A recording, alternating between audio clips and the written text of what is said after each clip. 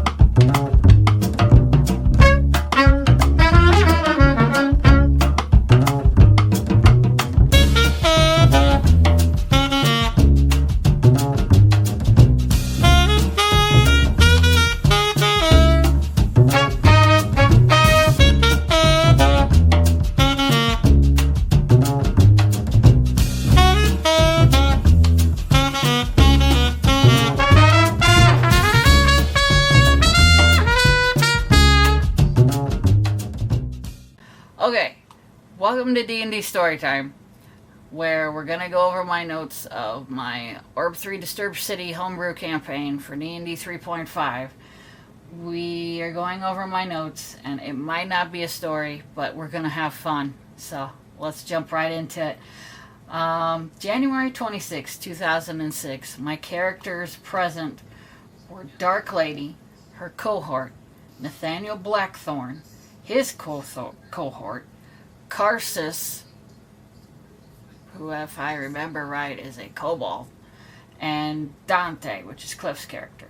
So it's mid-afternoon, the month of Allentine 27. I believe Allentine is March, give or take. Dark Lady teleports the party to a village called 5 Points. They're in the Fort Lands, which is on the east side of the map, and this is the evil aligned territory on the island. And so Dark Lady teleports the party to 5 Points, which is a city of 5 evil deities. There's like kobolds, there's orcs, there's Vecna worshippers, there's all 5 different evil deities worshipped there. They've got shrines to each. They meet a birdman, which is a Arakakra. I'm probably saying it wrong, but it's like a birdman, and they attack the party. Then they must be traveling somewhere, so at midnight, overnight, Nathaniel casts the spell Alarm, which is a so many foot radius. If anything triggers that area, like bells ding or something like that. So the party's woken up in the middle of the night by a male half-fiend that's singing 3 blind mice, 3 blind mice. And he just sneaks up, and Nathaniel gets closer. He's not scared. He just comes over and says, "Who are you, and why are you singing that?" And so they all start talking to him because they're all woken up by the alarm spell. And the male half-fiend introduces himself as Axe. And he says that basically he apologizes to them for a battle that they had earlier with another demon. And he says he will be dealt with. And he says that they start asking the demon about the White Rose, which is something in Calamar of the one of the Calamar books. I'm sorry, I'll put it in the credits of the show once I think of the name of it, but it's in one of the Calamar books. It's called the White Rose. And Axe tells the party that the White Rose bestows curses once a month, restores people once a month, and gives you the wish spell once a month. And he tells them that the Dark Light Codex, if you own the Dark Light Codex and the White Rose gem, then you can summon demons and devils and control them. Well, devils in particular, because he's a devil. And that's all the notes that I have. So I don't have a lot of details from it, but this was one of my arcing story plots where they can adventure, and then they're trying to find this gem in this book. Okay, I believe they eventually found the gem, but they never found the book because we stopped meeting for lots of reasons. It was a fun game, and we had fun. We will continue next time on February 16th, 2006 on my notes. Thank you for joining me.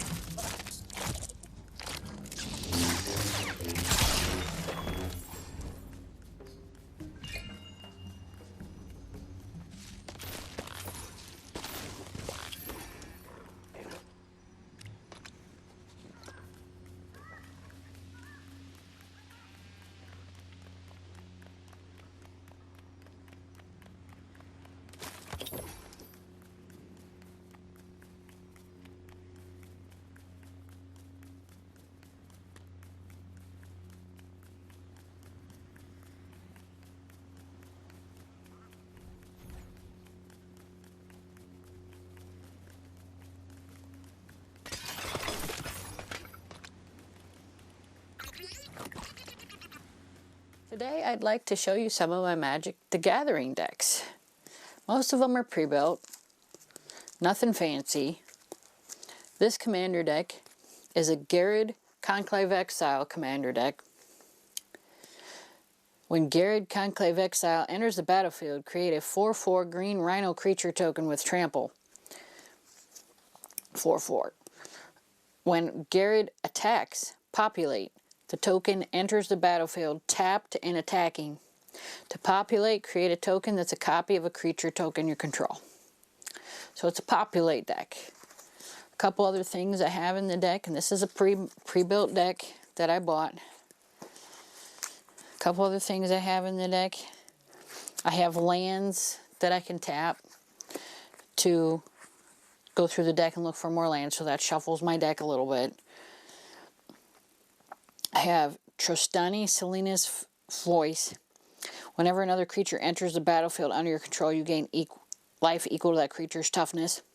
So let's say a 10/10 goes in the battlefield, I gain 10 health. Then I have Voice of Many, Creature Elf Druid 3/3. When Voice of Many enters the battlefield, draw a card for each opponent who controls fewer creatures than you. So let's say I'm fighting somebody and they only have one creature, I draw a card. But if they have more creatures than me, then I don't. Okay, then I have Atla Palani Nest Tender 2/3. For 2 mana and tapping, I can create a 0/1 green egg creature token with Defender. Whenever an egg you control dies, reveal cards from the top of your library until you reveal a creature card. Put that card onto the battlefield and the rest on the bottom of your library in a random order. And most of the eggs that I have. Then I have Thragtusk, Creature Beast 5/3. When Thragtusk enters the battlefield, you gain 5 life.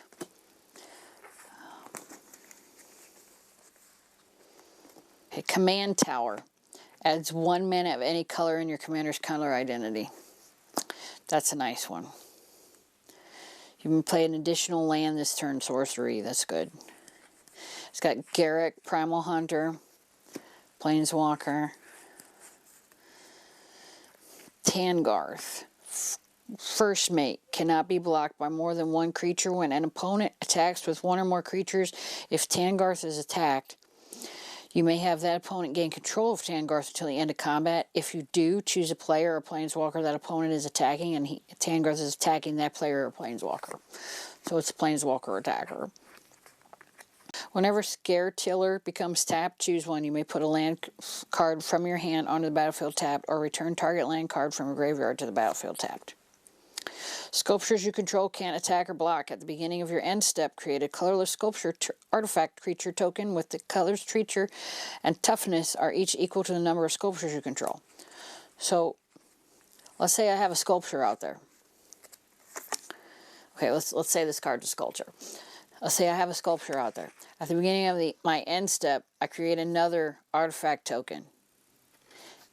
And its power and toughness are equal to the number of sculptures that are already out. So I already got a sculpture out. Then this one during my end step comes out and it's got a 1/1 on it. The next one is going to have a 2/2 because I have 2 of them out. Next time I have an end turn, I'm going to have one that's got a 3/3 because I have 3 of them already out. It's pretty amazing. Okay, Rock Egg. Defender. When Rock Egg dies, create a 3/3 white bird creature token with flying.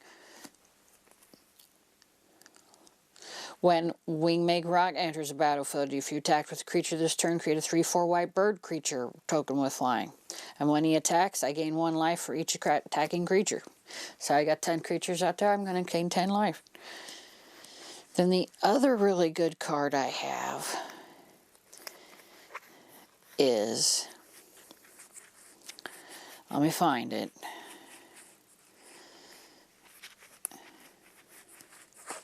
I have an Eldrazi in here. Where is he? So, mainly what I do with this deck is I get the Eldrazi out. And he's a 10/10.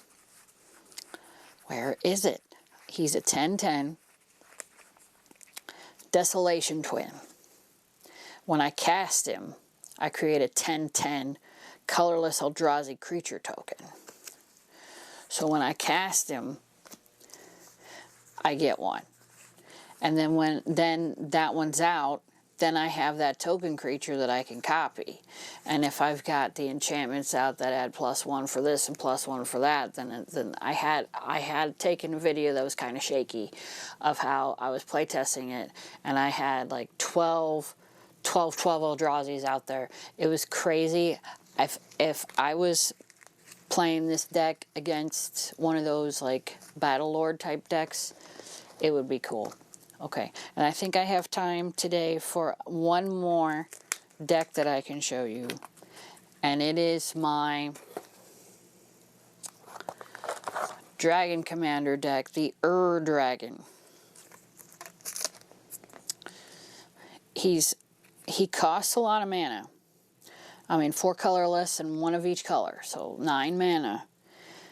But as long as the Dragon is in the command zone or in the battlefield, other dragon spells you cast are 1 less to cast. Flying. Whenever one or more dragons you control attack, draw that many cards. Then you may put a permanent card from your hand onto the battlefield. And he's a 10/10. So it's a nice card. It really is a nice commander. And this deck has ways to make 3/3 cat dragons with flying, making gold, 4/4 token creature dragons with flying. I haven't played it very much, but it is a pre-built deck. And another thing that I like about it is it has a bunch of dragons in it. So, like for example, Intet the Dreamer. Whenever Intet the Dreamer deals damage, combat damage to a player, you may pay 3, and if you do, exile the top card with your library face down. If you may look at that card as long as it remains exiled. You may play that card without paying its mana cost as long as it remains on the, as this dragon remains on the battlefield, which is nice. I mean, Scion of the Dragon. Search your library for a dragon permanent card and put it onto your graveyard. If you do, Scion of the Dragon becomes a copy of that card until end of turn. I could copy something that's already been in my graveyard. I mean, the Harvester. When Harvester deals combat damage to a player, you may pay 3. If you do, put target creature card from your graveyard onto the battlefield under your control. It gives somebody out of my graveyard. I mean, yeah, Ramos Dragon Engine's pretty cool too. I mean, he has a bunch of mana. But yeah, it's a pretty cool dragon deck. There's a lot of dragons in it. So I hope you enjoyed this. I do have more magic decks, which we'll get into some other time.